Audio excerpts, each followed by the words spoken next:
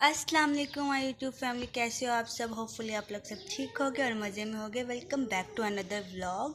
और मुझे अक्सर लोग कहते हैं कि तुम्हारी ना आवाज़ नहीं आती, आवाज़ नहीं आती। पर मैं तो बहुत कोशिश करती हूँ कि ऊंचा बोलूँ। पता नहीं फिर भी क्यों मेरी आवाज़ क्यों नहीं आती। और आपके सपोर्ट के लिए, आपकी दुआओं के लिए बहुत बहुत थैंक्स। आप लोगों के लिए बहुत बहुत शुक्रिया। बस इसी तरह आप लोग मेरा साथ हमेशा देते रहिएगा जब तक मैं फुली तौर पर कामयाब नहीं हो जाती। और दूसरा ये कि ये जो यूट्यूब का मैंने रिस्क लिया है ना, मतलब ये बहुत ही मुश्किल से मैंने लिया है। मेरे इन लाज को भी नहीं पता अभी कि मैं ये काम करती हूँ।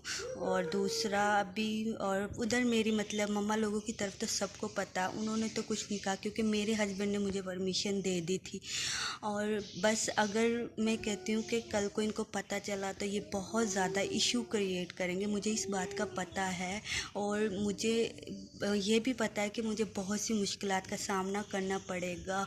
और अगर आप लोग, मैं चाहती हूँ कि इनको पता चलने से पहले मुझे कामयाबी मिल जाए, और ताकि मैं इनका डट के मुकाबला कर सकूँ। और वैसे तो मैं आज तक कभी किसी के सामने बोली भी नहीं हूँ, पर मैं अपने हस्बैंड को समझाती रहती हूँ कि अगर कल को कोई मुसीबत आई ना, प्लीज़ आप मेरा साथ देना, ऐसे कहना वैसे कहना, आप देखो आगे किस्मत में क्या लिखा है। तो मैं अक्सर अपने हस्बैंड से कहती रहती हूँ कि कभी भी कोई ऐसी मुश्किल आए ना, तो आपने मेरा साथ ज़रूर देना। उसे मैं समझाती रहती हूँ, तुमने ये कहना, आपने ये कहना। और मुझे पता मुझसे खुद से बोला नहीं जाएगा, मैं तो रोने बैठ जाऊँगी अगर मुझसे किसी ने कुछ कहा तो। अब आप लोग खुद बताओ, मैंने ये यूट्यूब पे आने का फ़ैसला इसलिए किया था क्योंकि मेरे हस्बैंड को जॉब नहीं मिल रही थी, उसके बाद जॉब थी ही नहीं। उन्होंने बहुत ज़्यादा ट्राई किया, बहुत ट्राई किया, पर उन्हें जॉब नहीं मिली। तो फिर मैंने सोचा मैं घर बैठ के कुछ ना कुछ तो करूं, और फिर इसलिए मैंने ये फ़ैसला किया है। और प्लीज़ आप लोग मेरा साथ ज़रूर देना। बस अल्लाह से दुआ करती रहती हूँ कभी कोई ऐसा मसला क्रिएट ना हो। चलो, अब आज की बातें बहुत हो गई, और अब हम चलते हैं अपने व्लॉग की तरफ।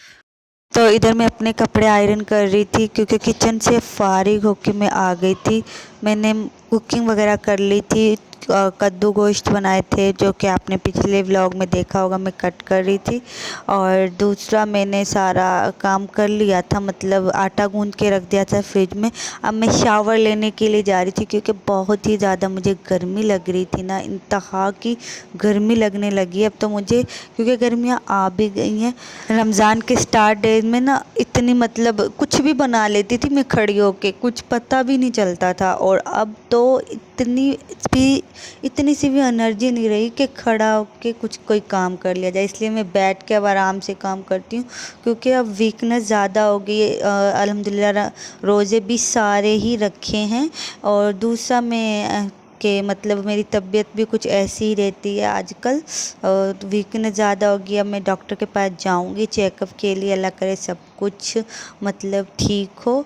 और ज़्यादा मुझे टेंशन यही होती है कि कोई मसला ना बन जाए। और इधर मैं बना रही हूँ आज क्रीम चाट। हस्बैंड फ्रूट ले आए थे, उनका चक्कर लगा था, पता नहीं वो आज किसी काम के लिए गए थे, तो मैंने बोला था फ्रूट ले आना क्योंकि बहुत दिन हो गए कि क्रीम चाट नहीं बनाया था। खैर वो फ्रूट तो ले आए और क्रीम लेकर ही नहीं आए, फिर मैंने सिर्फ ऐसे ही चीनी वगैरह डाल के बना लिया था। इधर मैं बस सिर्फ वो बना के ही, अब इधर मैं किचन में ना आज जो मैं डिश बनाने लगी हूँ ना, वो रेसिपी बनाने लगी हूँ, उसे का मिक्सचर बना के आई थी और मैं थक गई थी, मैं फिर बैठ गई थी। इधर मैं आज बना रही हूँ, इधर आज मैं बना रही थी चिकन पॉप्सिकल्स। और जो कि मैं अब इधर मैंने कोटिंग वगैरह करके रख लिया था, ये मैंने ब्रेड क्रम्ब भी आज ही बनाए थे।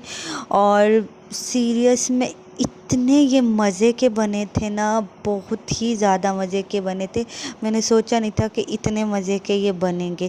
खैर आप लोग भी ट्राई करना, ये बच्चे बड़ों को सबको बहुत ज़्यादा पसंद आने वाले।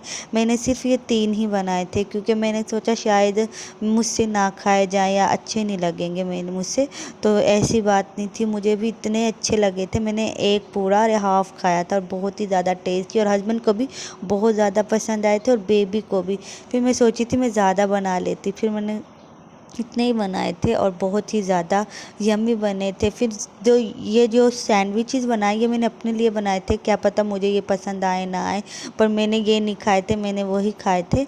और बस ये थोड़ा सा इत्मीनान किया था, जैसे जैसे रमज़ान जाता जा रहा है वैसे वैसे एनर्जी ख़त्म होती जा रही है और कुछ समझ नहीं आता अब क्या डिश बनाए। ऐसा लगता है कि कहीं से बस रोज़ अफ्तारी का इन्विटेशन आ जाए और उधर चले जाए। सीरियस में अब तो बिल्कुल भी एनर्जी नहीं रही। आई होप आप लोगों को व्लॉग पसंद आया होगा। दुआ में याद रखना। अल्लाह।